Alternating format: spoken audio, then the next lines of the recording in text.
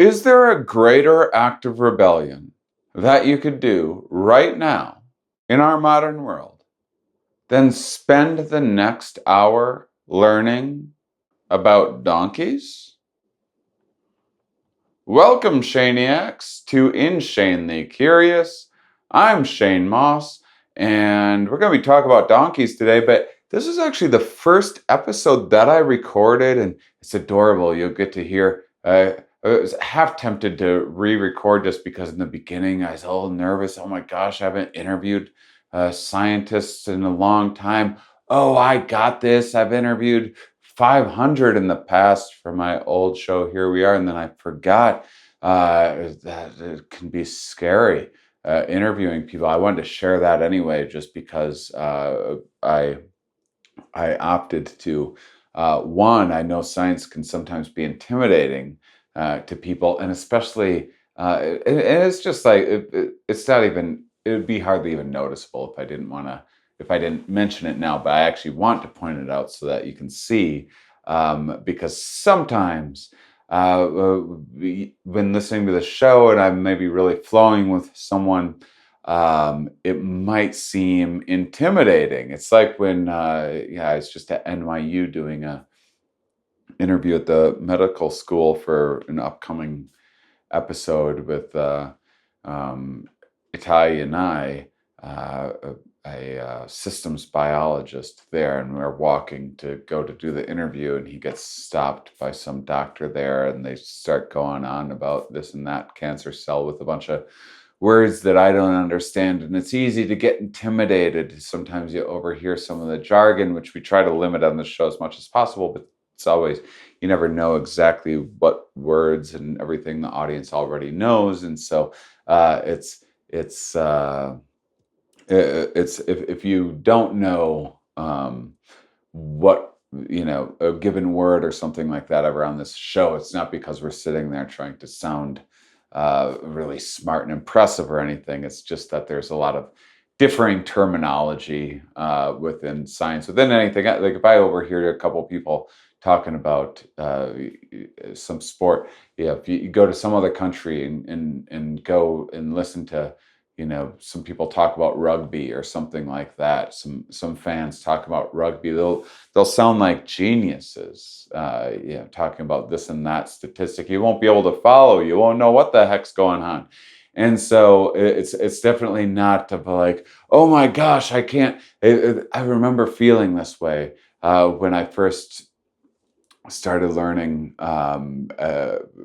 more and more about science as an adult, and continuing kind of adult education, being an autodidact and continuing in my personal learning, and then interviewing scientists of like, oh my gosh, this is so scary. This super smart person with all this knowledge is just like a whole misunderstanding of what's going on, and needless insecurities.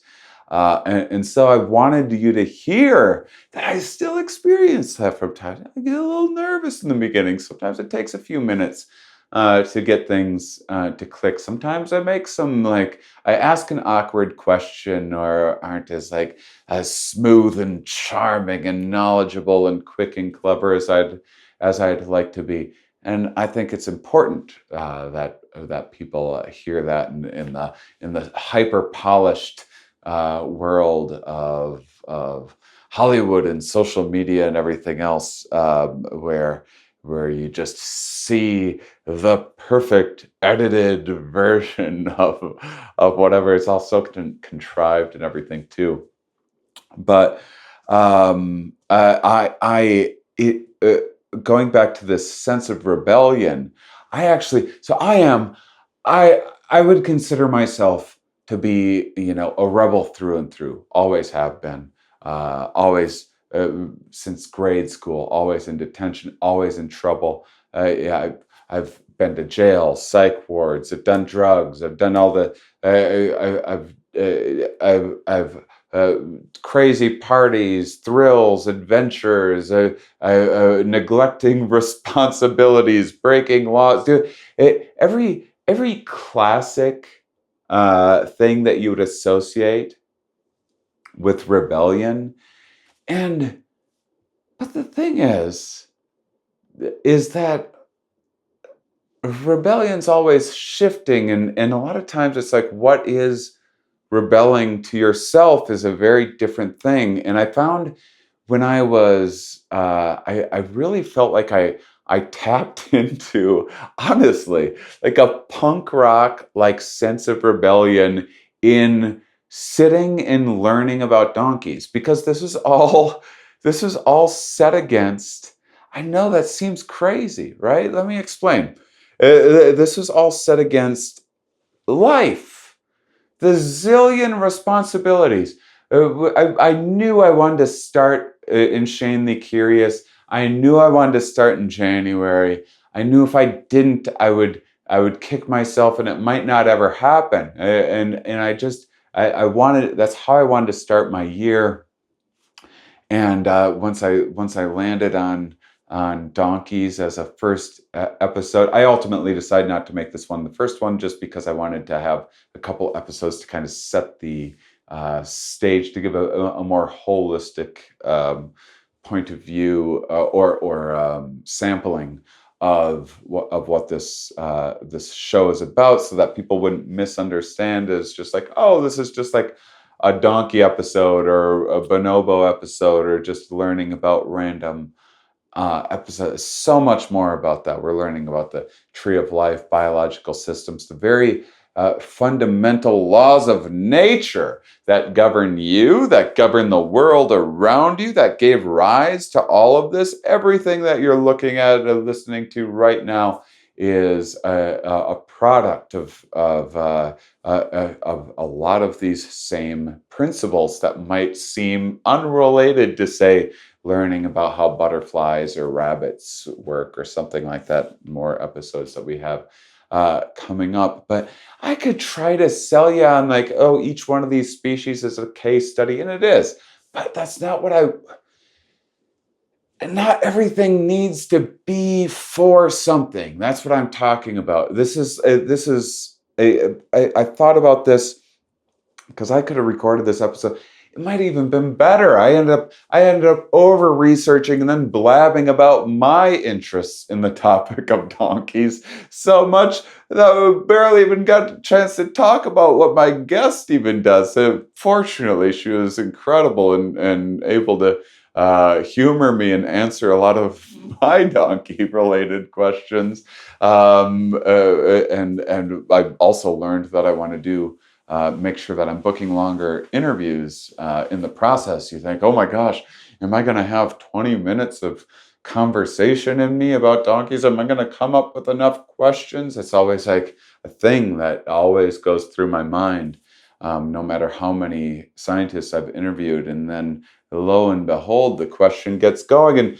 And shockingly, every time I'm still shocked by the end. I'm like, does this have to be over? I have a zillion more questions than when I started. I was kind of interested when I started, and now I'm insanely curious. And so I didn't have to interview. I didn't have to go to like a natural history museum and walk around through a bunch of fossils and ungulate histories, seeing the evolutionary branches of our of the hooved live mammals on this planet, and I didn't need to do any of that. And this is all set against very important things that I did need to do. Just like you have a zillion obligations and to-do lists and desires and anxieties. And oh my God, all of us, all the time. I was in the middle of researching. I was also finalizing arguably the most important thing of my entire comedy career, finishing editing a 2-part comedy special, which I'm in Salt Lake City right now, where I came for this conference,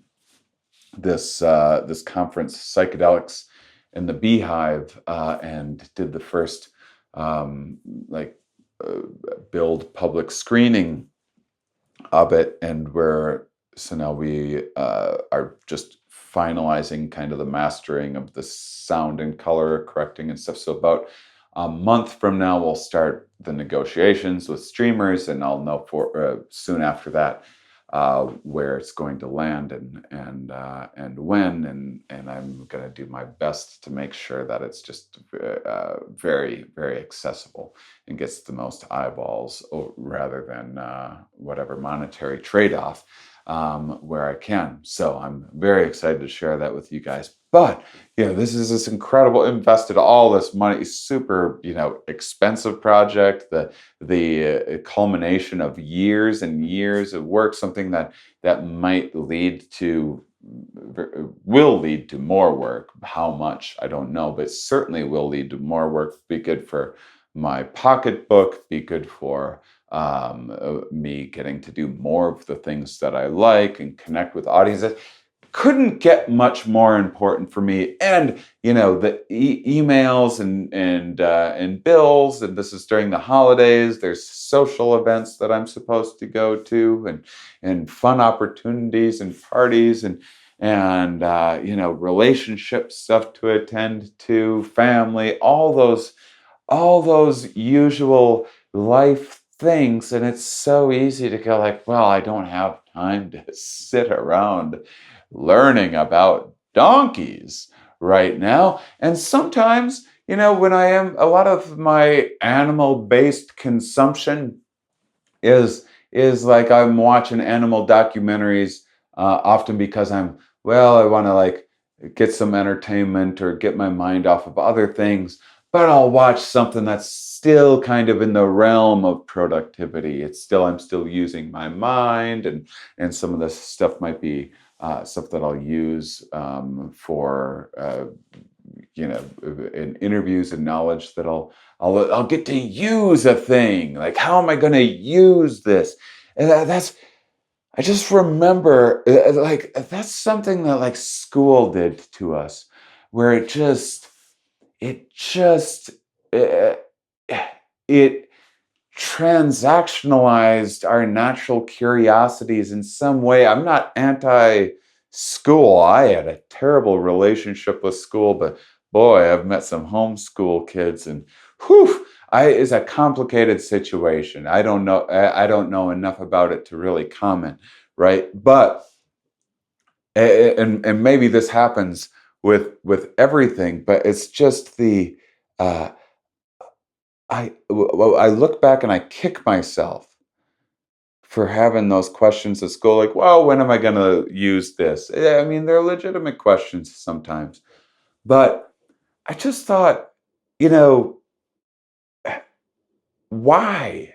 Why do we need to use something all of the time? And isn't that just making us fall for a bunch of like con men and grifters and everything else and conspiracy nonsense and whatnot? Like, ooh, like I could go to the self-help thing, or I could listen to this. I can treasure hunt around for the latest and greatest uh, diet fad, or I can figure out the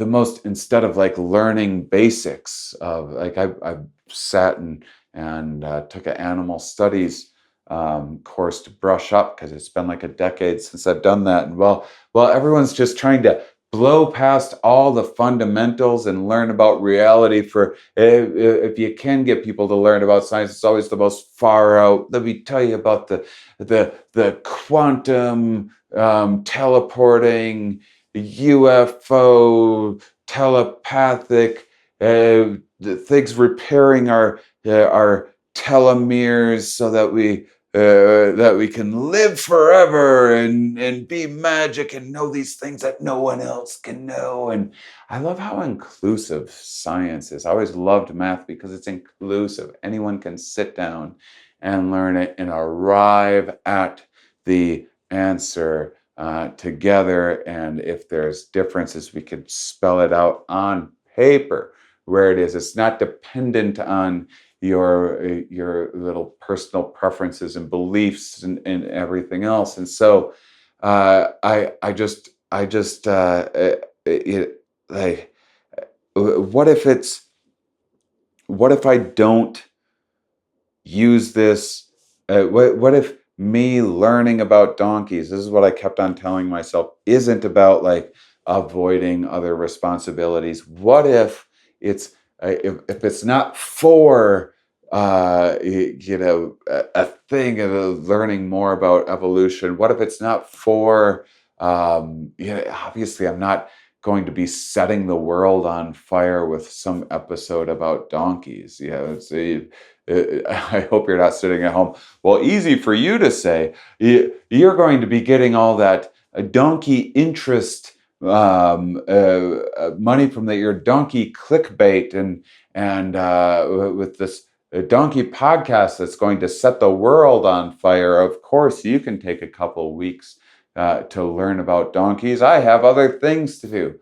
No, that is not true. I had to stand strong like the noble, resilient donkey and just keep on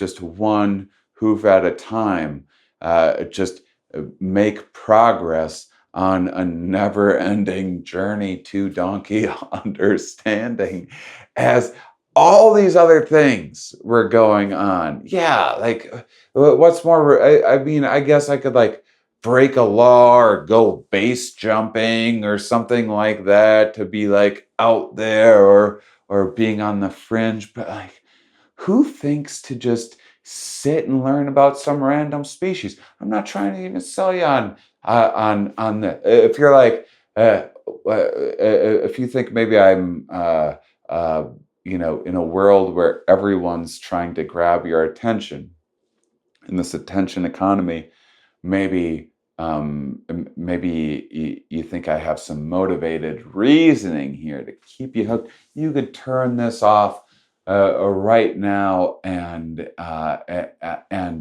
I'd be okay with it so long as you just do one thing for me.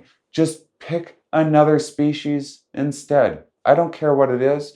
Maybe it's the ant that you found on your kitchen counter. Maybe it's a squirrel outside right now. Maybe it's your favorite animal. Maybe it's some animal you just heard about recently. Buy a book about that animal. Watch a documentary and like dig in. Get on Wikipedia or ChatGPT or something and start asking some questions and learn about it. I love recommending using any knowledge that you get from that to you know share with people and lead to more interesting conversations, only because that curiosity spreads. And I would love to live in a world where where our social conversations were about kind of wildlife and the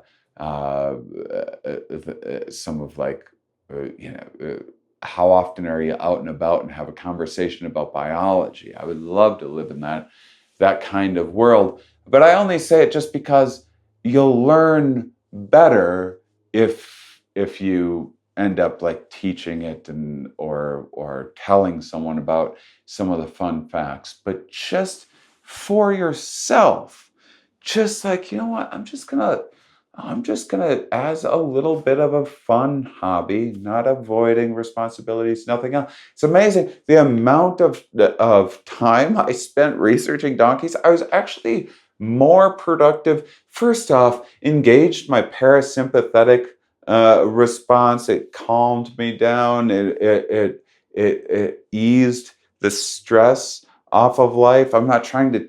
Again, I don't want you to use this as like a way of bettering yourself. I want you to do this like as an act of rebellion, from the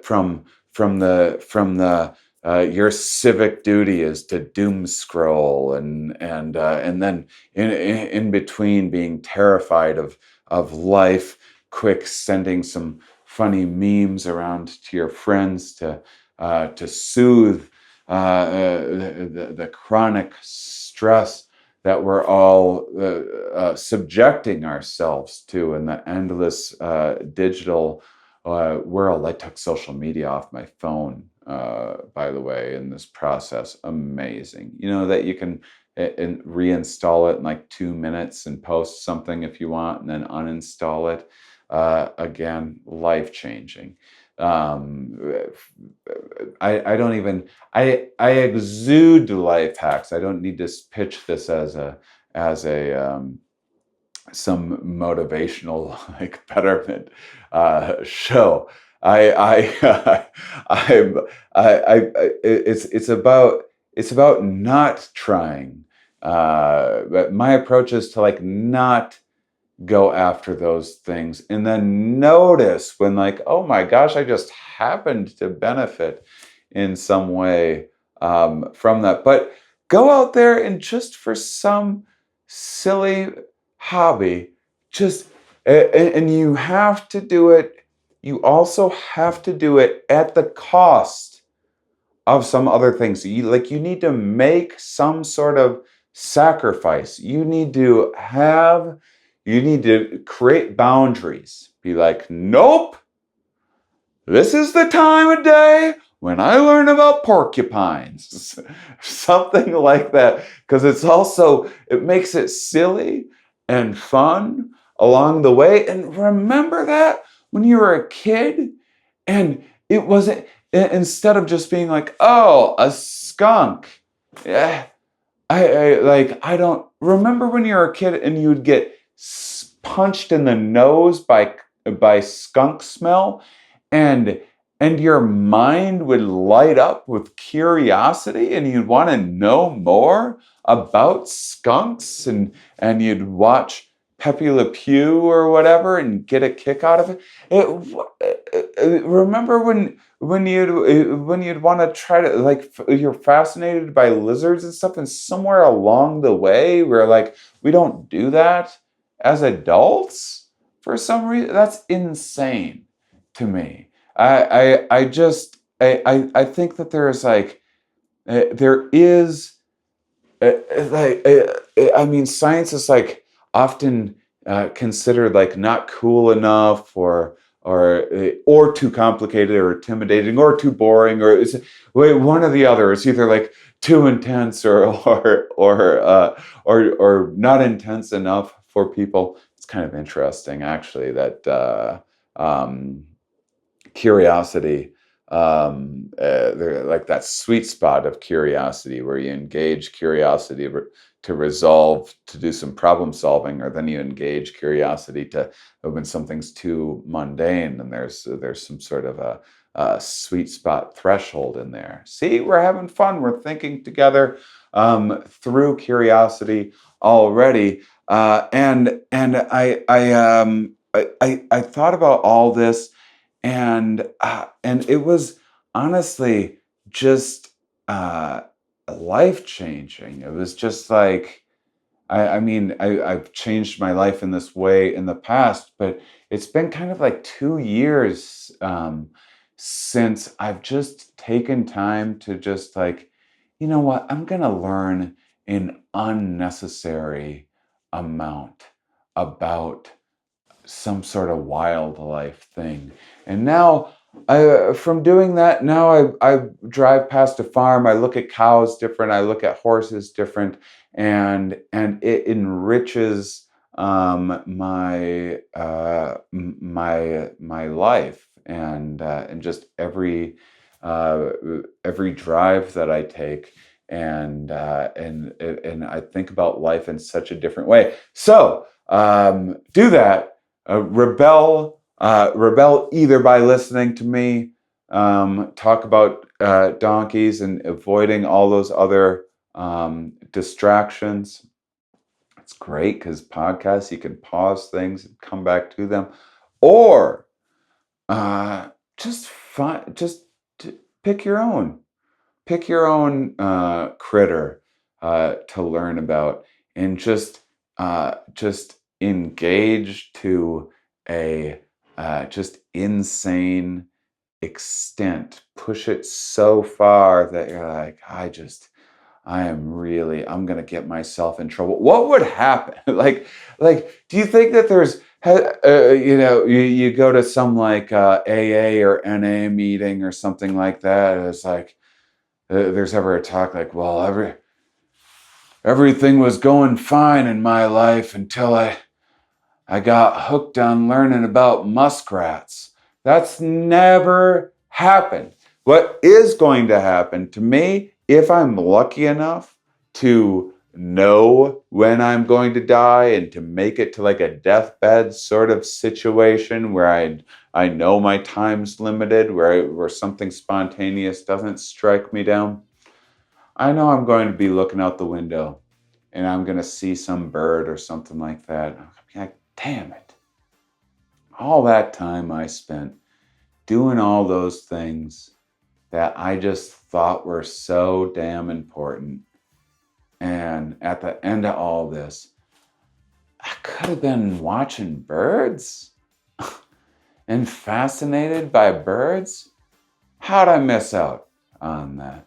So I didn't mean for that to be a motivational bit of inspiration, but if it was, it inspires you to learn more, that's great. Please subscribe to this show.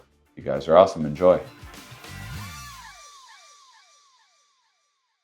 Hello, everybody, and welcome to the show. I was wondering how to start this. It's been a while since interviewing scientists, and I had a zillion different ideas, got analysis paralysis, choice paralysis, and I was originally going to do a show just about animal behavior. I decided to broaden it a little bit, and at a certain point in life, you need to just kind of find some random way to pick something to move forward. And I happened upon a bit of research when I was looking into animal holidays for January. And it turned out that there was this holiday that was like 800 years ago called the Feast of the Ass. And that gave me enough of a laugh that I was like, I guess donkeys is where I'm going first. And then when I got thinking about it, so I love the way that kind of science works, because you can start with something that I'm going to look into this just for a laugh, and then very quickly I realized what a fantastic topic this will be to introduce some of my many interests in science and animal behavior. So I'm very fortunate today that I was able to reach out to a perfect guest for this show to hear all about donkeys and perhaps we'll build on some other equine ideas as well.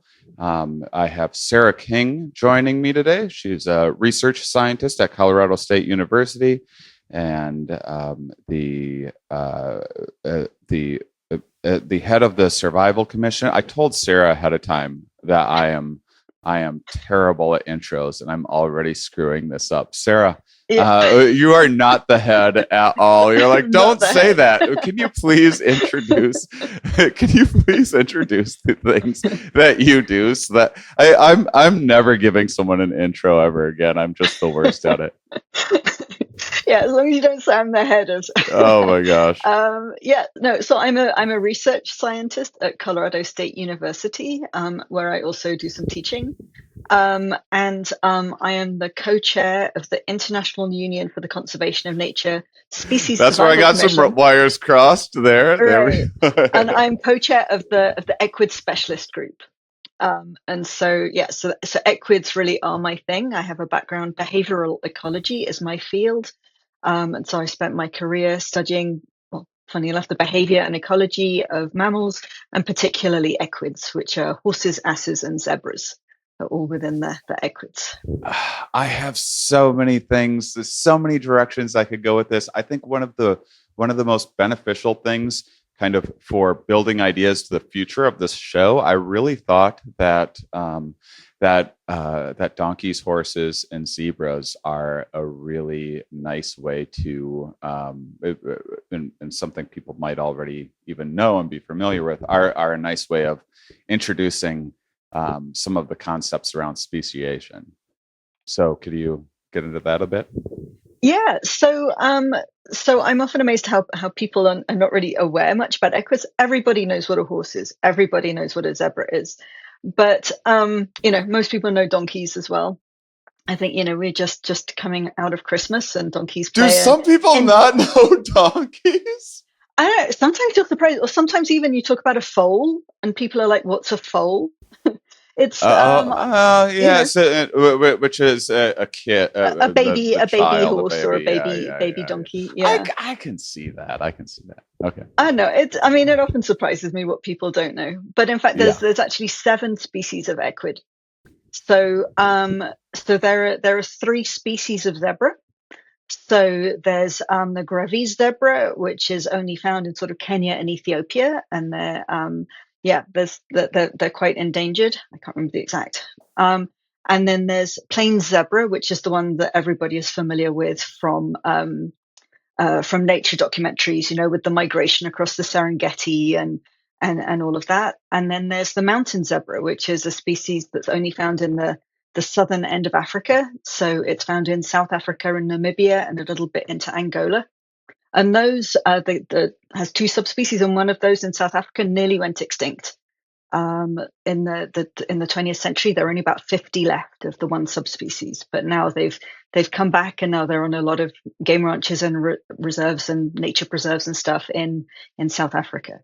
So that was and the plain zebra is one that when we did the assessment, the red list assessment of that species about 10 years ago now. Excuse me. Can you Sorry. explain the red list? So yeah, so the red list is where, so that's one thing that we do as the IUCN SSC Equid Specialist Group, is we do these red list assessments of the equid species. And so that is where we get experts together who know about the species, who know how many there are, where they are, and then we get all of this expert information to look at how threatened the species is with extinction. And so that can vary from the African wild ass that I'll talk about in a little bit, which is critically endangered because it's really at risk of going extinct. And then it can go all the way through to not threatened at all. And so so basically we do this assessment. And so the plain zebra, which is the species that's found through a lot of Africa, and their population, so it's this really abundant, we consider it a really abundant species, but the number of animals had declined by about 25% in the previous 10 years. And so I think, to me, it's always a concern when these really animals that we think are common, it's like, oh yeah, they're fine, but when their numbers are going down, then that's always a worry. What do you think about the idea of some of the larger mammals that seem to have survived the rise of humans, perhaps all kind of being near the cradle of life and sort of evolving to alongside those early humans and some of the species that were like, hey, watch out for this thing. Were maybe like a little more skittish and perhaps survived, whereas humans come to Australia or something like that, and all these large, or come to North America, and there's these saber-toothed tigers that are used to kind of being in charge and see these skinny little primates and think they have a free, easy meal, and then spears, nets, and cooperation and such, and drove everything else to kind of extinction. Do you think that there's anything to that, perhaps? Um, well, what I do know is that so yeah, sure, we'll talk a bit more about feral horses and donkeys. So that's animals which don't belong to anyone and are just living out on the landscape. So these animals that we've domesticated and that then living this wild life, those do really well. So like So it's like in Australia, there's something like 5 million feral donkeys, um, which is just stunning to think about. 5 million donkeys, and that's, I haven't seen any science behind that number, so I'm not quite sure what it's based on.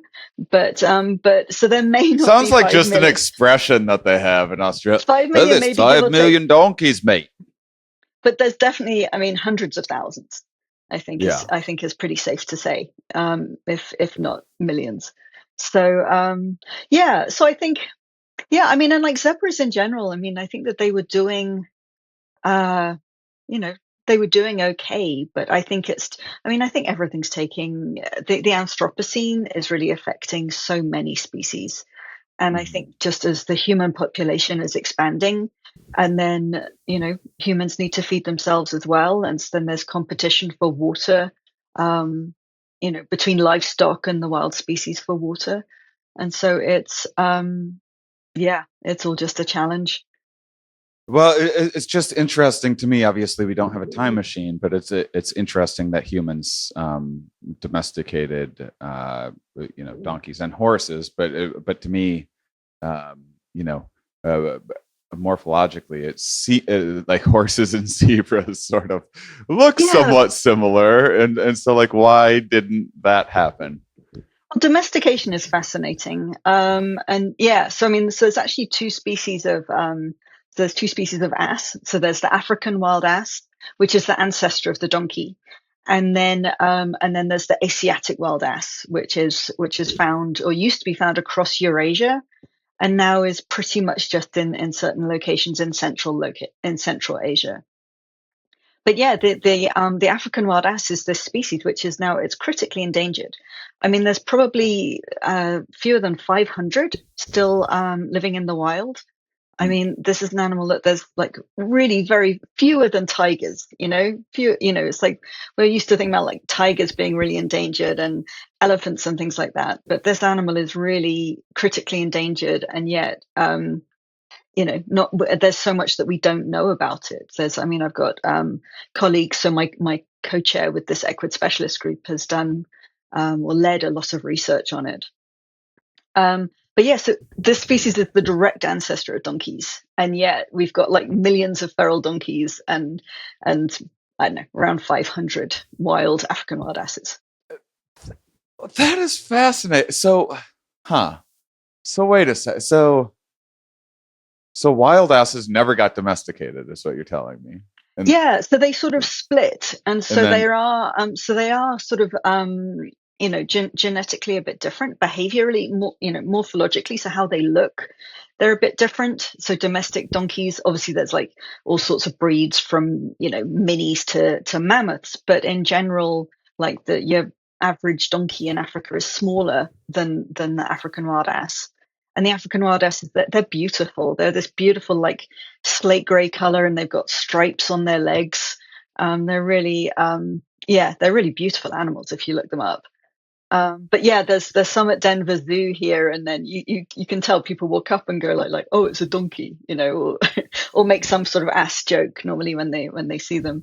I'm trying to keep those to a minimum. It's They're all going good. for some higher hanging fruit, but despite the start of the show, but I mean, I'm fascinated by that. Does that have anything to do with just that the domesticated donkeys were kind of considered more of a human companion? So then, when legislation and stuff was drafted, there were protections over these domesticated donkeys in periods, at least in North America, right? Whereas maybe Yeah, the now, wild asses never got anything like that. yeah, in the United States, yeah, there's protections for they're called burros, for feral burros on certain federal lands. So on Bureau of Land Management lands, they have protections. Um, but yeah, in Australia, they don't, to my knowledge. And yeah, the African wild ass, I mean, it's under like CITES, which means you can't trade an African wild ass. So there are certain international legislation that protects them. But and then within the countries, I think that there are certain tribal groups that culturally, protect it, or or at least don't try not to harm it. But yeah, I mean, I think that a lot of, like with horses, that we domesticated them, and then I think, we've been selecting for sort of amenability, for that ability to be with us, as well as obviously for shape, to be able to carry things, to be able to carry us. Like donkeys can carry this, or this huge amount of weight can be put on their backs, and so Could yeah, so they're could I useful ask to you? people. I don't know if you have an answer for this, but I was just at the Natural History Museum in New York and checking out the ungulates, all the hooved mammals through the ages, and the kind of reading about the hooves evolving um, uh, for speed in the grasslands. And so as soon as I thought about that, and then I thought about donkeys, I was like, wait a second. That doesn't seem like what happened to the speed situation. It's one. I think it's an interesting. I think it's an interesting way of. I think one of the easy mistakes to make, and scientists or early scientists made this in thinking about evolution, was that evolution has this directionality to it, where it's like, hey, this thing adapted to be a bit faster. Why not get even faster? And it'll just get faster and faster in the same way as it might kind of, people like, okay, fish kind of eventually adapted and started crawling out of the ocean and onto land. It's a little more mind blowing for people to imagine a ungulate ancestor going and evolving back into the ocean and becoming porpoises and stuff. So, do you have any idea how donkeys slowed down? Like, what are hooves for I don't then? think. Once they're not for speed? Yeah, well, I mean, it's not that they're not for speed. It's like it's like the adage of, if you and your friend encounter a bear, you just have to run faster than your friend. Um, but That's a yeah, I good mean, I point. think I was taught that that evolution doesn't select for things. It just Right. and I think that's we want to think like, oh, this is for this, this is for this. It's just that things are not selected against. Or I think, or evolution, if something is not adaptive, then that animal won't survive and won't pass on its genes. Yeah, So natural selection is in the here and now. It's not. It's it didn't have yeah. a plan in the past. Doesn't have much of one for the future. So hooves can be very, and that, like the single hooves. I mean, the horse, or I mean, and really, I think it's not just the horse, but it's like equids in a way, are like are a poster child of evolution, because you've got everything from Hyracotherium, the little three-toed horse that then evolved on the North American continent. To produce the equus species that then radiated across into, Eurasia and Africa, and then became the species that we know today. And so I'm sure that I bet there's a really nice demonstration of that in the net. I can't remember. I have been to that museum in New York, but I can't remember if they got a nice display about it. But yeah, so I think that hooves, and so especially like the single hooves, that they're also very useful for like the digging. So a lot of also, so donkeys, and then also the Asiatic wild asses, are documented that they will dig in dry river banks or dry river beds, and so there may not be surface water, but then they'll dig down to access it. So hooves are good for digging. Hooves are good on sort of rocky ground, that they can. It really enables them to yeah, just to Seems travel like they really might be well. good for defense as well, a little bit, right? If you Yeah, yeah, I mean, anyone who's been kicked by a horse can tell you that. is that a lot Yeah. of people? Like, if you have I've never, I've been on a few horse rides. I've been on a donkey up the steps of Santorini as well. But I've never dealt with them in any serious manner. If you own horses and donkeys, are you just does it just come with the territory? You're going to get kicked at some point. Um, well, I not. I mean, no, it shouldn't. And really, I think that if you yeah, because I mean, obviously, you don't want that to happen. You don't want to put a horse or a donkey. Yeah, my other hat is that I'm an animal trainer as well, a positive reinforcement animal trainer. And so with that, it's like, yeah, you don't want to put an animal into a situation where it feels that it needs to kick you, you know.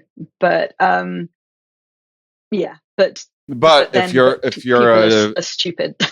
right, And but or people will push things too far, and then if an animal, if they feel that like they need to defend themselves, then yeah, then they may kick.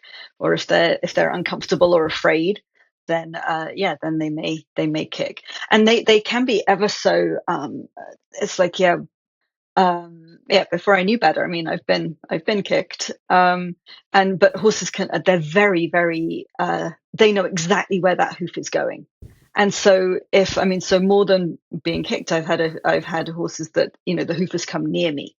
And so, but they know, and so then that was the horse being kind, and that's like sort of a dog growling, that the horse is saying like, I'm really not comfortable with this, and this is the warning.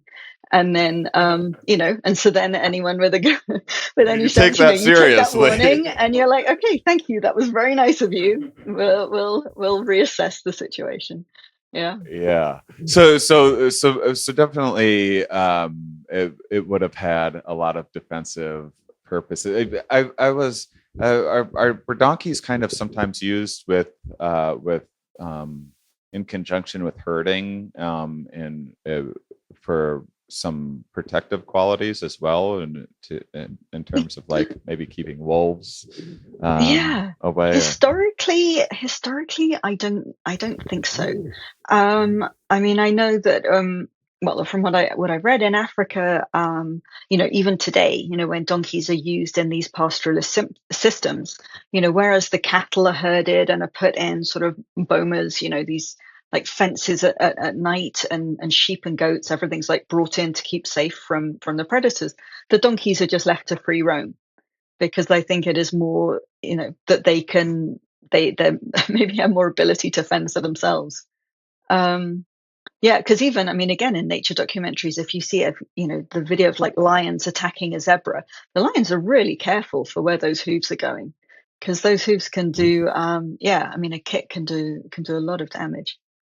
yeah, it's always or the scenes where they're trying to desperately take down a giraffe or something like that. It's like, boy, Mm, you would not want to get hit by that. no. Um, so yeah, I mean, I took this tour of this farm not too long ago while I was on tour, and they said they had a couple llamas around just to kind of guard over. I guess llamas like really hate what was it, coyotes or something like that. They will Yeah. stomp a coyote to death. Yeah, I mean, and I know that donkeys are used for that as well. Yeah, so around sheep and goats, and donkeys also do make good. Yeah, I mean, in America, I know that they're used for that. And donkeys have this bray as well, that they'll let other animals know that they're there. Does that get to be a lot to listen to on a like a regular basis, or do you get used to it, or do you enjoy it? Because they express a lot of emotions with their bray, right? Yeah, I mean, with the feral donkeys, with the burros, with those it's mostly the jacks that do the braying, so the male donkeys, and so they'll bray. Ah, And I, I got a laugh once at a conference. I was giving a presentation about horses and donkeys, and I said about the bray, and how my interpretation of the bray is that it's kind of like a lion's roar, that it's this donkey saying, hey, this is me, I'm here, and letting all the other males nearby know that, yeah, hey, I'm over here, and so, you know this is where I am, and this is where the females are, and or whatever. So but definitely it's like, this is who I am, this is where I am. And so well, other and other listeners, that's probably the last time you're going to hear about males making loud signaling noises to one another on the on this show. I'm sure. Such a rare event to happen. Yeah, that's guys for you. So I have a couple of. So here's the direction that I'd like to go. One, I would like to just touch just a little more generally, just to set up some evolutionary foundations. Just to, if we could talk about hybrids, I think that helps explain speciation a Okay. little bit, and then I'm very curious if we could talk about horse versus donkey domestication, because I think that horses seemingly get all of a lot of the fame. And since it's the Feast of the Ass, which was this holiday, which was to celebrate and appreciate the donkeys of the Bible, we'll remember and appreciate our donkey friends out there. And then just we're going to dive deep specifically into your work, but I do want to just make sure and set up some of those basic principles. Sure. So speciation. Can we? I was really interested. I guess I had forgotten that I knew donkeys and horses made mules, and I know it's this very interesting example where here's.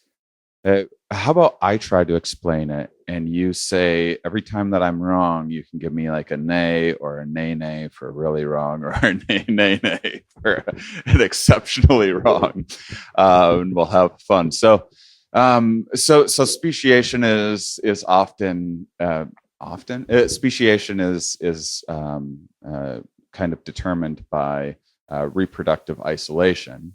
And what's very interesting is that in these cases is that donkeys and horses and zebras are close enough that they are able to have offspring, but their offspring are generally sterile. And so it's this, what is it, like post-zygotic isolation or something like that? There's some fancy like term that. for it. And that is just like mind-blowing. It's something that you don't think as readily about in your mind. And because there's so few, there's probably all sorts of species that can maybe like fertilize an egg or something like that probably like, doesn't become viable or something, that's maybe that close. But there's so few species that can actually make actual offspring that can live long, healthy lives, but then are, in fact, sterile. So could you expand on that a little bit?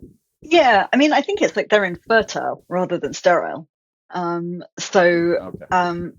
Yeah, so it's not that they don't have eggs or sperm. It's just that they can't produce offspring for the most part. I see. But yeah, no, I think so. Yeah, so in the wild, there have been documented cases of hybrids. There's like a hybrid area. I mentioned about this, the mountain zebra being in sort of Angola, and that's also where there's plain zebra and there's donkeys there. And there's been reports basically of hybrids of all of these different species. And so, so in terms of chromosome numbers, and I'm going to forget the actual number of chromosomes, but like horses, donkeys, and zebras, they all have quite different numbers of chromosomes. And so horses and donkeys, it's really very different. And then donkeys and zebras are a bit closer. But yeah, but when they all breed with each other, I mean, so they all can breed with each other and they all will breed with each other. But yeah, as you said, the offspring are not are not fertile. And so in America, there have been some reports, even on like these herd management areas where you have feral horses and feral donkeys, that mules have been born even out in the wild. And this, to me, one of the many reasons that this blows my mind is because horses and donkeys actually have different social systems. And so then we're even talking about these different, so it's not like not like people from two different, humans from two different nationalities meeting. I mean, it really is this whole different social system, this whole different way that males and females get together.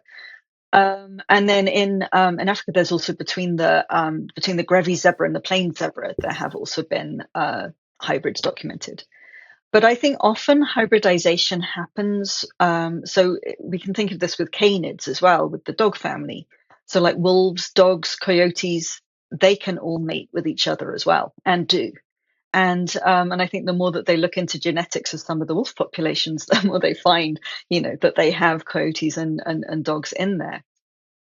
But often I think, so behaviorally, I think that often a species will generally choose to mate with their own species. And often it's if they simply can't find another member of their own species to mate with, then that I think that's often when hybridization happens.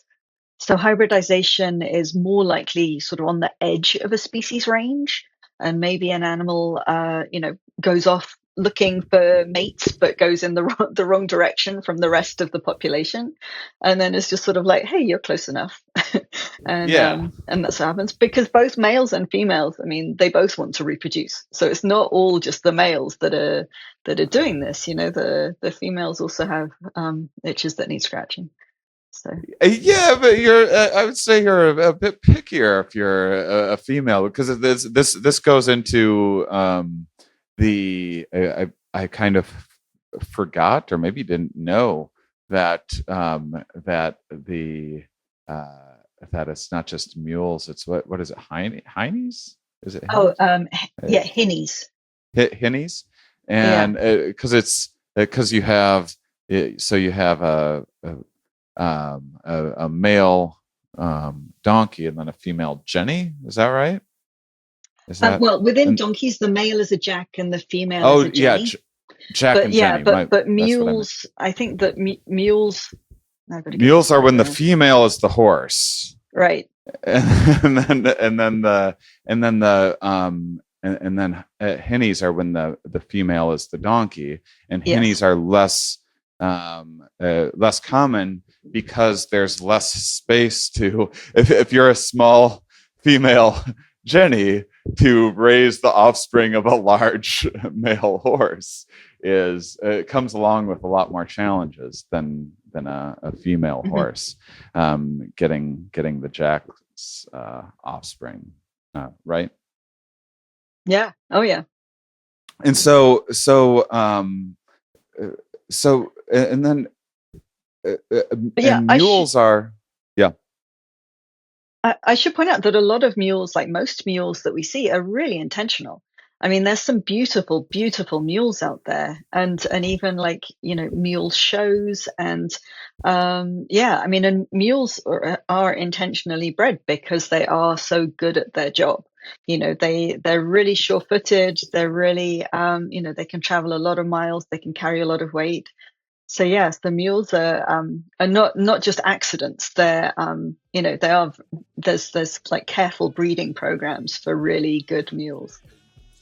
Quick little intermission for the old subconscious mind as you're thinking about this conversation so far. If you're watching on YouTube or Spotify, you may have noticed the incredible threads that I was wearing on this episode, and if you've been listening to the show, you may have heard me talk about how I in the past with podcasting, my old show Here We Are.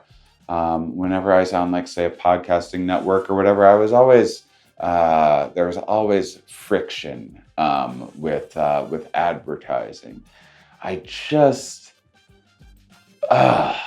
I just look. You don't get into you don't get into learning about donkeys and wanting to interview scientists to make fortunes. Okay, and you do it because you care, and so it always felt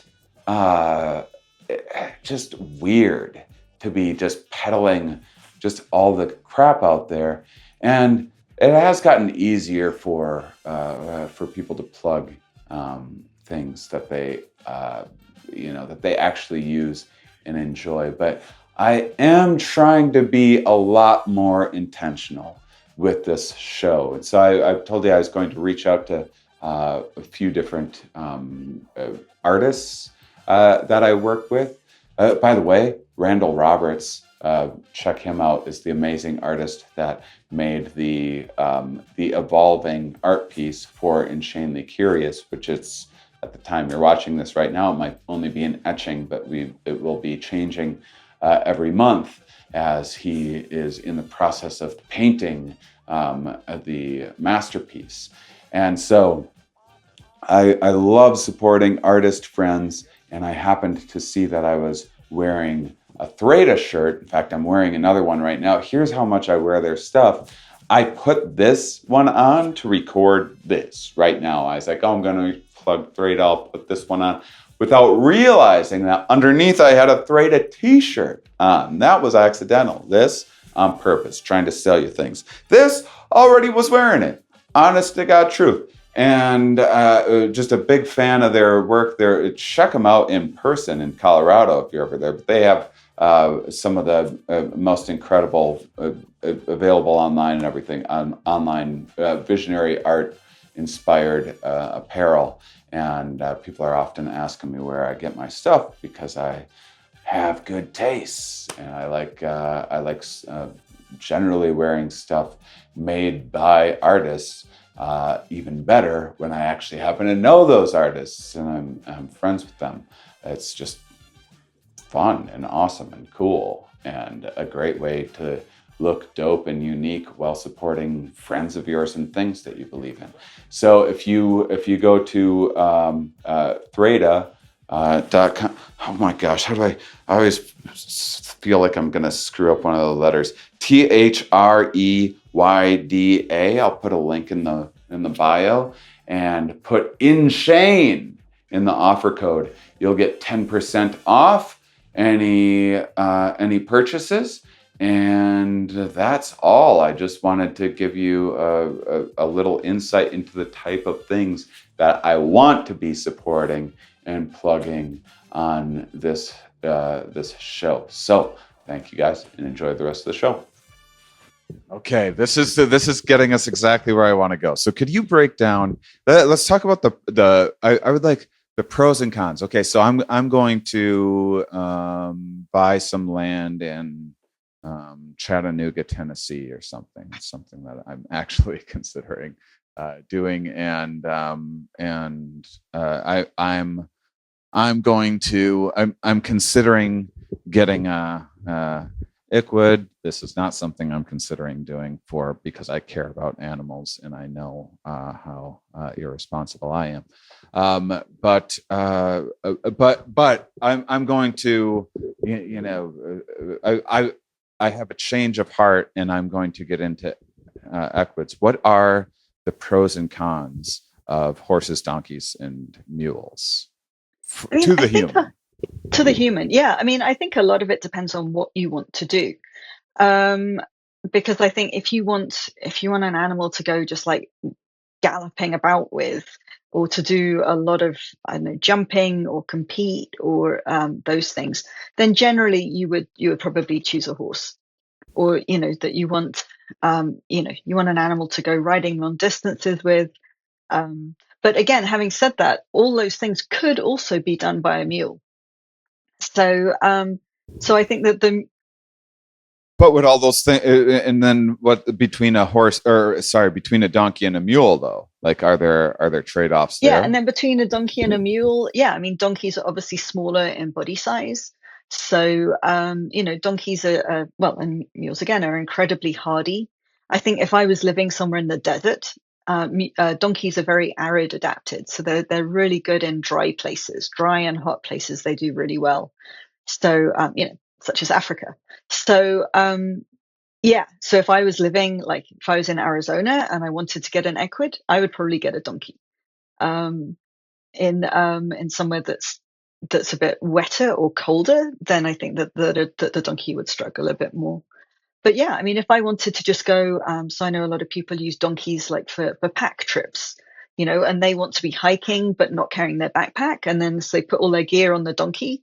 and then you got a donkey to come along with you and carry your stuff. Yeah, and I think if you wanted like bigger packs, so like hunting or whatever, then mules are really good to then carry like even more stuff, and that then you can also ride the mule as well. I think here it's a I think bit, you go mule. I feel like you're yeah, trying to talk me mules are into ticking all the selling me on boxes. mules here. They really are. No, let me ask you about upkeep, because donkeys way easier than horses, right? Just way. Am I wrong? You're looking at me like I'm getting a nay on that. No, I'm thinking about it. I'm thinking Uh, about the question. Yeah, I mean, I uh, think it depends, really. I Cost think of always, food, yeah, I mean, they're less smaller water. bodied. Yeah, I mean, you need to provide them the same amount of water. Yeah, I mean, they're smaller bodied. They probably do consume less food, but then they're, these animals.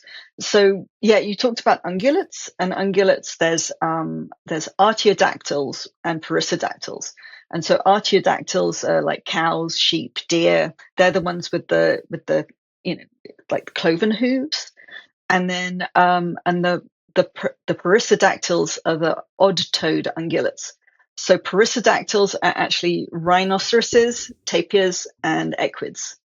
That's all that's left of perissodactyls. And perissodactyls are also different in that a lot of the artiodactyls have like the multiple stomachs, like cows. And so they chew the cud. They're really, they take time processing their food. Whereas the perissodactyls and equids, they need to have this almost constant supply of food that they're just eating all the time. And so donkeys may need less food, but they still need to be sure that they have this a plentiful supply of forage.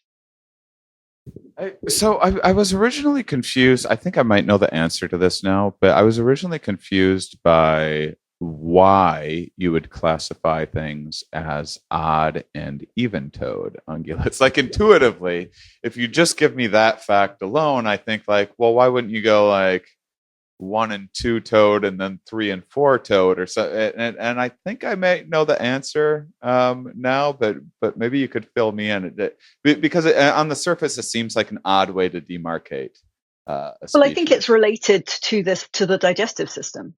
That so it's not just the But wait, the number of toes toes are they've got. related to the. Yeah, Okay, I am confused. so the odd-toed ungulates, so like horses have one, and then yeah, I think yeah, and I think rhinoceros and tapir both have three toes. And but yeah, if you think about how they browse, they've all got that like long upper lip that they can eat browse. But then there, it's called a hindgut digester. So they have a cecum, and so that's how they digest their food, and so they can eat a lot of bulk, low quality forage. Whereas something like a cow, or a sheep with its many stomachs, they actually need the better quality, higher quality forage. But then they maybe don't eat it. They're not like eating all the time, because then they can like recycle it. They come up, so they eat it, and then yeah, I don't fully know. They regurgitate it and they chew the cud, so then they can digest it a second time, which is a really efficient way of getting like a lot of nutrients out of all of the food. And Whereas the other, delicious. and delicious, yes. Whereas the odd toad, they just need to be eating constantly because it comes in and it goes out, you know. Well, that was not the answer I was expecting. I thought it was. I mean, and that's from my knowledge. That's as much as I No, know. I love. Oh, I mean, it's wonderful to be wrong and to be surprised and get to learn something. I kind of just assumed that it was simply because there's not four-toed ungulates, right? Or was Well, I there? guess deer kind of have, I mean, I'm not sure that they classify as four-toed, Hmm. but then some of those, because they've got the two hooves and then they've got the two little, like, you know, I don't know if those are. Well, because I just figured it was because the even toe, so it's kind of through time, sort of going from five fingers to and kind of pause to honing in and putting more weight on that middle finger, and then that eventually taking shape, and then it looked like it kind of looked like that the three toes were the side ones were just kind of vestigial. Well, over Right? evolution, yeah, they were. Yeah, They I think eventually became, but they're like three toed, but they only use the one, yeah, I right? mean, and And that was, then I mean, at one time, I mean, so like so Prostax was like Equidae. At one point, there were many species. Like, I mean, I don't even know how many like species of antelope there are in Africa, kind of thing. But at one time, there were like in prehistory, there were like many diverse different types of equid, and that all had like these differing number of toes. And then all that we're left with today is just the species that just have that one toe. so what's blowing my mind is I mean, I'm trying not to put correlation and causation together and make that common mistake, because that's obviously not the case. But how is it the case that even toed and odd toed got the same but different, respectively, digestion? Like, what the heck does their digestion have to do with their toe? And if it doesn't, then what an odd happenstance to to have stumbled on that. You know what I'm saying? Like, isn't that Yeah, yeah, strange? yeah, Huh. yeah. I mean, that's just evolution for you. That is the evolution. Okay. So then the so all right, you got me down to mules and donkeys. I think this is the I guess I have this idea, that, and this is a lot of times I'm like, oh, I think I came up with an idea, and it turns out it's maybe a well studied thing or just horribly wrong. But I was thinking about the utility of donkeys and mules, and it just seems like they live longer, right? It seems like they're almost like less prone to injury. Maybe it seems like they're Yeah, they're really. I mean, they're really tough animals. Yeah, I mean, and they're great. Yeah, mules are great. I think. Yeah, I don't know. I mean, there's no reason not to get a mule. no reason not to get a mule. That might be the title of this episode if it's not Feast of the Ass, which I think might be getting myself in algorithm issues. But so here's what I'm getting after. I really like thinking about sexual selection, just because I think I like thinking about anything that isn't intuitive. And I think Mhm. when you originally, like, if I go and talk to someone on the street about evolution, which I do as often as I can, it's not true, I don't talk to strangers, but I kind of think that there's this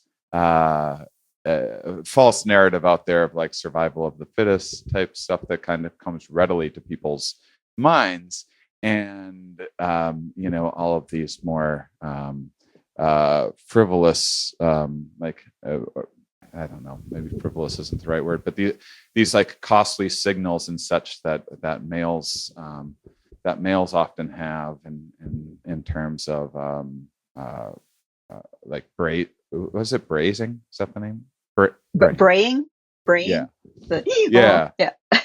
Yeah. So what I was thinking about is, then why do horses get so much attention?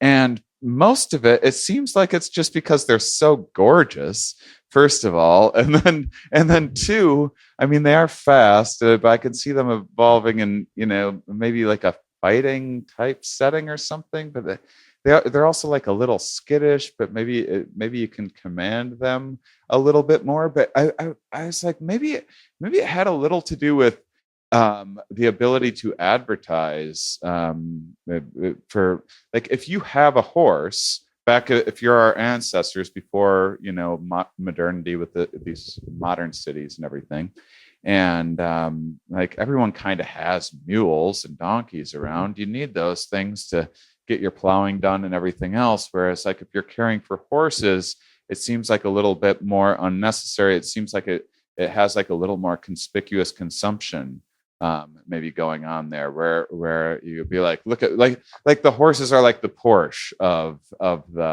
Like if you actually need to get stuff done, maybe you get a pickup truck or something, right? But if you want to advertise your ability to burn money because you're just so darn good at accruing resources, perhaps you go horse, and it's also potentially advertising the athleticism of the rider because they're so much harder to ride. Does any of that like check out, or how many nays do I get on that? Yeah, I'm not totally convinced about the athleticism part. But the status symbol part, yeah, I think is true. I mean, I think that historically, I mean, yeah, donkeys, as you say, are the utility vehicle. They were domesticated. Yeah, and it was a time when the climate was changing in the Sahara. It was becoming more desertified. And so this was around like 6,000 years ago. And that's when like donkeys were domesticated from the African wild ass. And yeah, and they were used on trade routes. They were used because they had this, they could cope with drought. They have an ability that horses don't, that they can, if they get dehydrated, they can rehydrate like really fast. Whereas horses, it takes them longer to recover if they get dehydrated. So when you're crossing a desert, that's a really handy trait, and they can carry these big loads.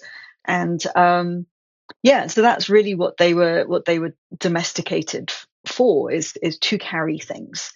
Whereas horses, I think, were domesticated. They were domesticated in Central Asia, and they were actually domesticated from, we think now, from an ancestor sort of wild horse that we don't have anymore, that doesn't exist anymore, because they weren't. So the wild species of horse that we have left is the Przewalski's horse, which is only found now. It was reintroduced to Mongolia.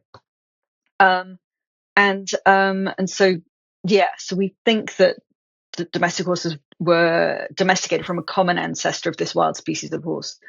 So we're talking about these steppes of Central Asia. So these like huge, beautiful, wonderful grasslands that just extend forever, or they used to. And so horses were domesticated there to really, they revolutionized warfare.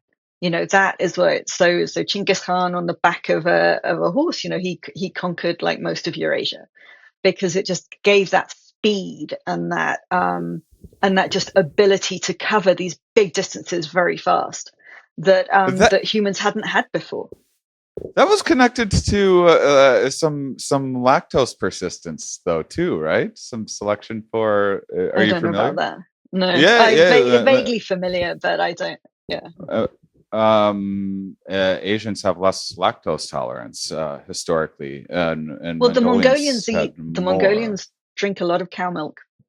Yeah, and this was part of the idea, was because it's one of the shortest changes in the human genome is Oh, right. for lactose persistence, and the idea is that Genghis Khan had a lot to do with that, in that they didn't need as many equids for carrying supplies, food and stuff. They could mobilize more for fighting, and Right. could do more with less, essentially, because of their ability to metabolize dairy. Genghis Khan being one of the most prolific Yeah. human beings, and leaving the most descendants, ultimately some outrageous number of people on Earth Yeah, it's like a descendant of. measurable percentage, as you said. Yeah. Yeah. Those. Have you ever seen those Himalayan yak dog chews? Do you know what I mean at all? People that have No. dogs may know about these, and so it's like a kind of, anyway. But in Mongolia, that those, well, presumably in the Himalayas, it's this very, it's like a dried cheese, and so it's this very hard cheese, and then because it's dried, it just lasts forever. And so still in Mongolia, they make a lot of these dried cheeses from cow milk and goat milk. And yeah, and of course they also consume horse milk, and they Yeah. ferment it into this. It's called Irek, and that is, yeah. People used to almost live on this fermented horse milk all summer. It was considered very powerful. it's just hard to, it's hard for us to appreciate in our modern world when we complain about the cost of eggs at the grocery store or something like that, that like your ability to make and digest cheese well it was a life or death kind of situation at periods of time in human history. So I'm going to now attempt to smoothly transition more specifically into your work. You've indulged me so much with my own curiosities, so I so much appreciate it. But speaking of acclimating to different environments, I was thinking about you, and I was thinking of the wild, because you're in Fort Collins, the Colorado State University. Mm-hmm. What's the why? And you've been talking about how good donkeys are in deserts, and so seems like maybe not Yeah, the most prime spot for donkey research, or are there a lot of wild donkeys around there? What's the situation? there aren't any wild donkeys in Colorado, Okay. but there are wild donkeys in Utah, in Arizona. There's a lot in Arizona. There's some in New Mexico, and then in California, Nevada, and then up in Oregon as well. There's some wild donkeys. And so, so I did work in collaboration with USGS, the United States Geological Survey, and we put radio collars on donkeys in Utah and Arizona, and also working with Peaceful Valley Donkey Rescue, we put collars on donkeys in Death Valley as well, and I in might that be going area. to visit them. Cool, right? Yeah, I might. In fact, I almost for sure am. I just don't know if I'll get a chance to before this episode is out or not. But Yeah, I I'm heading mean, up it's and those seem beautiful great. there, and and so really we were looking. I mean, there's so much that's not known about wild donkeys, and so horses, and really, actually, I mean, we also did studies on wild horses as well, and these are species that everyone thinks like, oh yeah, we know so much, but really there's always more questions to ask. But especially donkeys, there've been some studies on wild donkeys in like the 70s, the 1970s, and then but since then really not very much at all. And so I mentioned the difference in their social system, because horses have this very they have a harem social system where you have generally like one, sometimes more than one, like adult male, and then they move around with a group of females and their offspring, and these are very stable groups. And and another myth is this whole, always again on documentaries, you're seeing stallions fighting, and it's like, oh, and the stallion steals the mares and all of this. And so really in horse society, there's a lot of female choice. So as much as like a stallion might try and like steal mares, it's also the mares choosing which stallion they want to be with. So that's the horse society is made up of these like quite strong bonds between individuals, but and then they move together as a group. Whereas donkeys have a completely different social system. It's called like fission fusion, that individuals come together and go apart. And so with them, the only sort of long-term social grouping is a mother and her offspring, which is generally just a foal and maybe a yearling as well. And then and then that yearling disperses, and then it's just the mother and foal kind of thing. And so then they might, occasionally meet up with males, or males might be in this big bachelor group, and then you have this whole like running around mating. And then there are some males that might then follow along with a female for a little bit and try and like, just mate with her. And then there's other males. So in African wild asses, males like hold territories. And so they're like, okay, this is my spot. And this has been seen in some donkey populations as well, that the male is like, okay, I'm going to hang out here by the water hole. And then when females come in, then great, then I get to mate them. And this is like my area. So any females that come close, I get to mate with. So they have this So very different social system. so donkeys essentially have some more tools in the mating toolkit, or potential options that they pursue. Yeah, I think they use different strategies than Yeah. horses do. Yeah, I mean horses have, different, male horses will have other strategies as well. But really you do, yeah, they have this very different social system.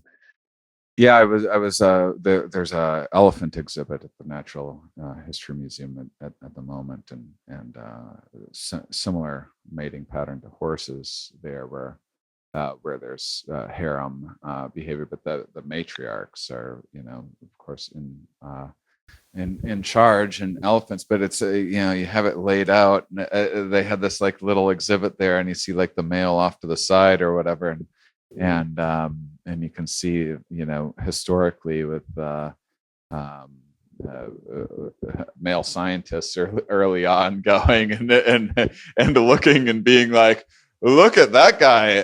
That guy must be in charge around there. It's like, well, actually, it's those ladies in charge. They really only need one guy around, and might as well pick the best one.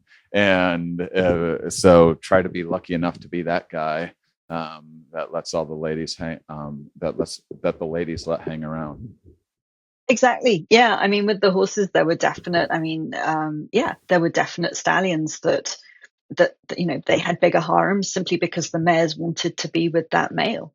And so then those were the really successful males. And so it's not necessarily that they were, going out and like stealing lots of mares. It was, yeah. And we saw, and in other populations as well, people have seen, mares will literally just leave a group and join another group. They simply choose to move independent of what the males are doing. They're just like, nah, done with you. I'm gonna go go be with someone else now. So yeah. Huh. And it's kind of strange to have such differing strategies in, maybe it's not strange, in such a domesticated species. I mean, I Well, it's know. the ancestral social structure. So Right. so the donkey social structure is really adapted to these arid ecosystems. And Right. so because if you think of like the steppes of Asia. So resources, so water, grass, it's all pretty evenly dispersed. And so the females, the equids, they need to drink about once a day. Horses need to drink about once a day, and especially when they've got foals. And so if the grass is close to the water, then everyone can all move together. But if you're talking about a desert situation, so like with African wild asses, I mean, there have been studies and found that they can go 3 to 5 days without drinking, if they don't have a foal or the males. And so that means that they can go 3 to 5 days away from a water hole. And so then they can use these forage patches that are really far from water. And so then you've got the different females. If a female has a foal, she needs to stay close to water. If she doesn't have a foal, she needs to go really far away. And so then for a male to try and like be like, okay, well, which female do I stay with, kind of thing. And so then for those males, it makes sense to be like, well, I'm not going to hang out with the females then. I'm going to, mate a female. I'm going to have one of these other different strategies to pass on my genes. So yeah, so it comes down to these like ancestral patterns. And what is so? So what's doing kind of better in the wild now? What equids? What wild equids are kind of right now sort of the winners and losers, and which ones do we need to be the most concerned about? You kind of touched on this earlier, but this is a big part Yeah, of your work, right? yeah. So I think, I mean, African wild ass. I think all of the equids, I think, really could use support, and yeah, are in need of conservation. So as well as the red list, which shows how threatened with endangered species are, the IUCN is now also doing it. They're calling it a green status, which is showing how much conservation has helped species. So, for instance, the Przewalski's horse, that was a species that was actually extinct in the wild. So it went extinct in the wild sort of around 1969. And then there were none living in the wild until they were reintroduced in the 1990s. And it was only kept alive as a species due to captive breeding in zoos. So conservation has literally, and I talked about the Cape Mountain zebra. So these are two species or subspecies that have literally been saved by conservation actions. We wouldn't have these animals around today if without conservation. So conservation is really important, and I think it's really easy to have like, oh yeah, these animals are really endangered and they're going to go extinct, and what can we do? But conservation can really have these dramatic effects and be really be really powerful. So I think yes, with the wild species, Przewalski's horses, there's I think now there's like over or around 1,000 in Mongolia, which is just fantastic. From nothing, from zero in the 1990s to now having 1,000 is really cool. And African wild asses, and just with the political issues in that region of sort of like Ethiopia, Eritrea, that's a tough part of the world to, I think, for most species, including humans, um, just politically. But feral equids, horses, donkeys, they're doing really well. So in the United States, I think there's around 80,000. Got to get that right. Something like that. No, yes, something like that. Wild horses and donkeys, on federal lands. So there's a lot of these animals. They're not in any trouble at all. So It seems like I mean this I don't know anything about this sanctuary that I plan on visiting, but can you just like take a donkey? Can you just be like, I just know no. what's the I'm just like, I watched a couple of videos and it just seems like they have like a real donkey situation on their hands. It seems like there's an abundance of donkeys that they're trying to manage and spay and neuter and such. There's not really the Or fertility castrate. control, but not really spaying and neutering. It's more like using like drugs to control the fertility. Oh, okay. So like an injectable drug. Um, I need one of and those. um, no, it depends. So like on the Forest Service BLM land, so they do periodic like roundups, gathers of these animals to partly to control the population, and then you can adopt one. Please go out, adopt Yeah, a you wild horse or can't. burro. We really need that. I adopted a Mustang from one of my study sites. So Nice. so it's So what's involved in that? I mean, you just have to you can like Google and find an adoption event that's happening near Yeah. you, and then you go and you pick your donkey and or your horse, and then you bid. And I think it starts like $125 or less, and then you can there's requirements. I mean, Right. you have to be taking it to they do have requirements. You can't just You have like to take it show home and that you put it. can care for Yeah, the you can't thing, just put it in your obviously. backyard. You even have to Yeah. have the right trailer and everything. But Or put it in someone else's backyard. People would just be buying them as practical jokes and just dropping them off in neighbors' backyards that they don't like yeah. or whatever. No, I mean they need to know that they're going to good Right, homes. of course. There are checks and balances, for sure.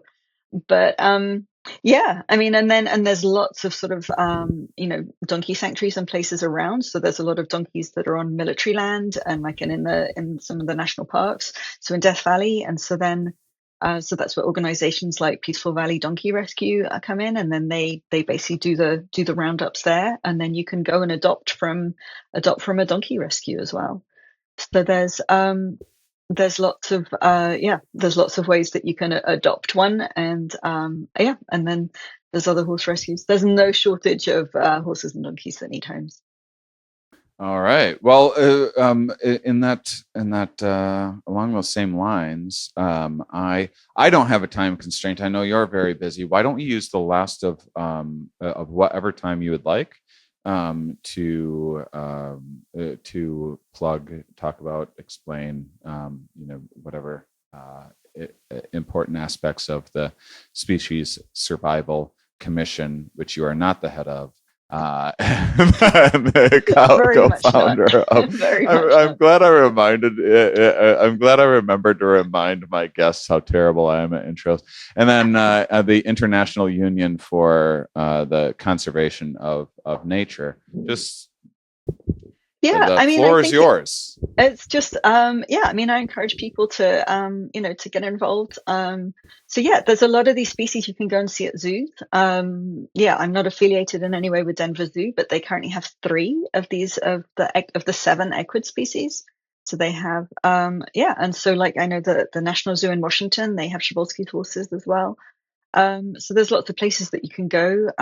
Yeah, find good, support organizations that are doing conservation. Um, yeah, and I think, and really it's like the main thing that I think we can do as consumers in this day and age is think about where our money is going and try and just support really, good organizations that support local people. We have to conservation doesn't work in the absence of the people who live in these areas. So we really need to be supporting the local economies so that the animals can survive there.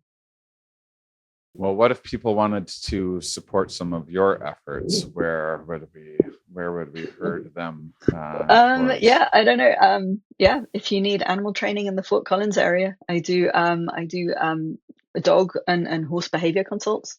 And yeah, And that's was it that's Brennan separate from my behavior? work at Brennan Behavior, Uh, Brenin. Yeah. okay, brennanbehavior.com. Mhm. Okay, terrific. Well, thank you so much, Sarah. I really appreciate you coming on and answering so many of my questions. And thanks so much for everything that you do.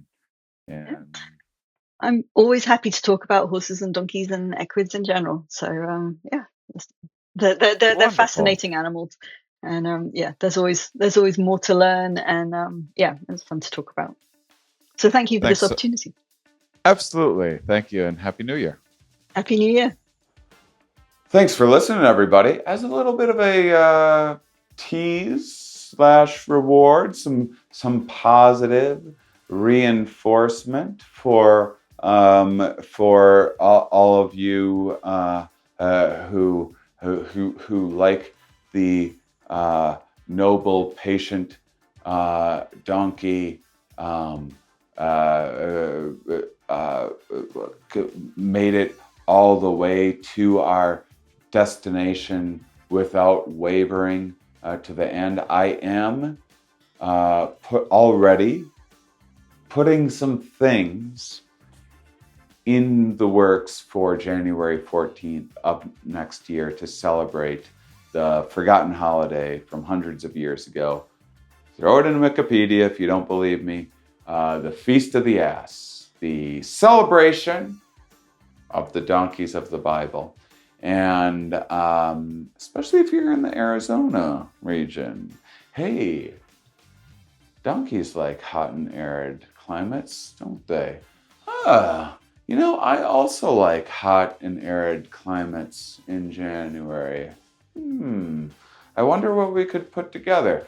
So I'm I'm taking this insane idea of just taking this way too seriously already. I love taking jokes too far, and I'm already putting together some stuff. It's going to be less of like a festival, though it will. I can already sense that it's happening. It will already like turn into that, but it will like kind of organically emerge as a community thing. But it's going to be a pilgrimage of sorts. But even if you aren't in the U.S. Or around or available on January 14th for whatever of next year, you're already booked. I'll figure out ways of doing some little virtual meetups around that time as well. But I'm going to be doing something absolutely crazy January 14th of next year. It's not confirmed, but I'm doing something, and probably around Arizona. So I'm trying to really make this journey a little more exciting. If you're like, oh, I want to hear more of your conversations with other animal experts and other topics about psychology and behavioral economics and evolutionary biology, and maybe you're new to me and you're like, how the heck does this guy know things about science? I've been interviewing scientists for a long time. You can check out my old show, Here We Are, in the meantime. But next week, with this new show, I'm trying to get out of my comfort zone and do things that make me a little bit uncomfortable. I already recorded this episode all about kind of a peculiar social thing that happened that was like a little bit dark and curious and funny at the same time, and vulnerable and hard to share in some ways, but also really interesting, that spurred a zillion different ideas of topics, of areas of research that I could look into to explain a kind of cognitive and social phenomenon and examination of consciousness that I thought we would all really enjoy, kind of getting to hear how I come up with these ideas, in the same way that that it's fun to hear that I stumbled on this forgotten holiday, the Feast of the Ass, and decided to spend a couple weeks learning about donkeys, and having a donkey expert on, an equine expert on. I thought, what if I start sharing some more of the just like insane ideas that I have, that then most people just see the grounded version of my insane ideas. They just see like what I put out there, and like the outcome is me arriving at talking with an expert on this or that topic because of like some crazy notion that I had, or some crazy bit of inspiration. And so with InShanely Curious, I'm hoping to weave more of that in, and I'm making this show a little more personal as well. So you'll get a chance to hear a little bit more from me each episode, and that will be a kind of part of the episode. And so then you can pick and choose. I know from talking with people and some of their listening patterns of like, some people will just listen just to the host's intros and outros. Some people will just completely skip the host's intros and outros and just listen to the interview itself. Some people will only listen to some people's solo episodes, while other people only listen to the interview episodes. And so it takes all kinds to make the world go round, but that creates for me a lot more opportunities for expression for myself, and entertainment for you guys, to either devour more of the stuff that I'm putting out there, or to get to pick and choose more of the stuff that I put out there that is a more of the right fit for you. So that's what next week's episode is. Well, I am at the time I'm recording this, tomorrow I'll be doing a bonobo episode, gearing up for Valentine's Day week. And then I already have I have 2 other episodes in the bank. Interviewed someone at NYU, interviewed my friend Chris Wink, the founder of the Blue Man Group. 3. I don't want to spoil the other one. And I have a bunch more lined up already. I'm so enthusiastic right now about this show. So thank you, Shaniacs, for listening, for tuning in, for downloading. Do people still say tuning? Is there an age at which they no longer say tune? I would guess that there is. And what age is it? 20? People haven't tuned in a long time, but people have still been hearing the word tune. Tune like a radio dial. So it's gotta be fading out in a hurry. But I would like you to tune into InShanely Curious next week. So subscribe, and we'll see you next week.